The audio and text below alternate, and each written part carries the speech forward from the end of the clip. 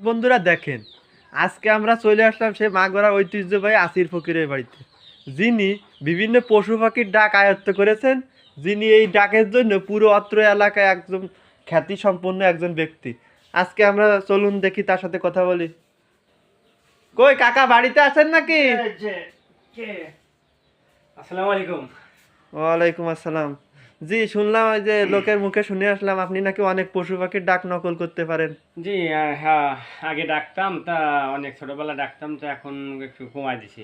ও, আপনি আহ, শুনছি অনেক বলে পুরস্কার পাইছেন এই ও, পশু পাখির ডাক। জি, অনেক পুরস্কার পাইছি, অনেক ডাকিছি ছোটবেলায়, অনেক কিছু হাঁসের ছাউ ডাকিছি, কুত্তর বাচ্চা ডাকিছি, শিয়াল ডাকিছি, কুড়ি ছাউ আঘাত করলে কিভাবে, অনেক কিছুই ডাকিছি, অনেক পাখিগুলির ডাক, অনেক মানুষের ডাক, মানুষ কিভাবে কথা বলে, তো কিভাবে যদি বাসা আমাদের করে দেয়। দর্শকদের জন্য যদি কিছু কিছু শোনাইতেন।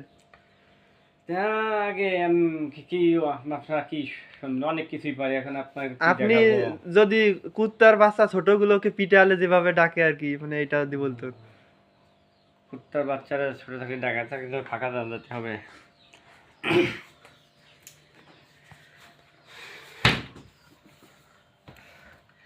কুত্তার বাচ্চা যখন ছোট থাকতে 15 দিন 20 দিন যে সময় বয়স হয়, সেই সময় তারা আঘাত করলে কিভাবে ডাকে সেইগুলো শুনতে চাচ্ছে। হ্যাঁ হ্যাঁ, দর্শকরা সেটা শুনতে চায়।